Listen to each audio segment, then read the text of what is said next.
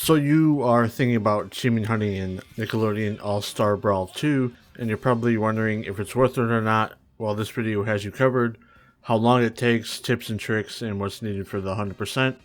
This has 28 achievements, and only 2 of them pose a challenge. 2 different ones are a bit of a grind, but nothing too outrageous. The 2 hard ones are ones I have videos on already, so check them out if you haven't. I'll link them down below and I'll go over them briefly in this video. This does have online achievements, but they can also be earned offline with only one controller. Those include finishing 1, 10, 50, and 100 battles. You can easily do those by just falling off the map and just keep rematching, because with those achievements, you only need to compete in them. You don't have to win, which is pretty nice. There's some random ones like customizing your profile badge, defeating an opponent without losing a stock, beating a level 9 AI in a 1v1, or beating 3 level 9s in a 3v1, which thankfully if you go to the city aquarium stage, you can easily use the stage hazards to have them go into the water and take care of it with ease, or if you're good with fighting games like this, you can easily beat those AI. There's also an achievement for playing each standard character once, which is self-explanatory. One thing you have to do with each brawler is to complete the Pop the Slime Balloon minigame.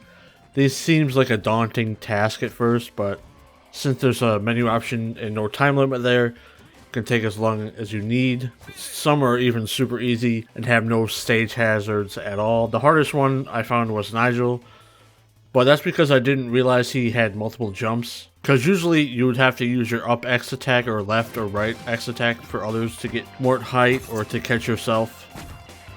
This shouldn't take too long to complete, maybe like 1 or 2 hours at most, depending on skill level.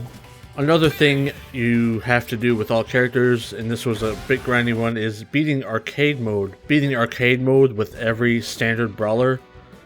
There's 26 characters, and the times I've managed ranged from 9 minutes to 16 minutes.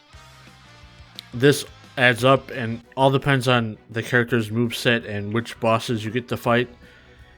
In my opinion, Shredder and Sartana are the ones that are the worst, because with those bosses, they like to move around a lot and throw a bunch of projectiles.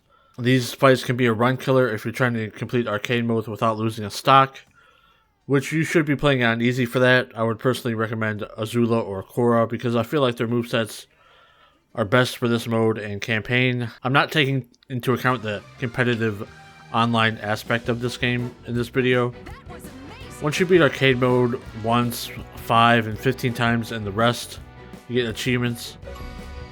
There's only one thing left to do in arcade mode, which is to beat it on the hardest difficulty, which isn't too bad. You only have 1 stock, but unlimited continues. The only issue lies in which bosses you get, like I said earlier. Ideally you want King Jellyfish and the Flying Dutchman as the mid-run bosses.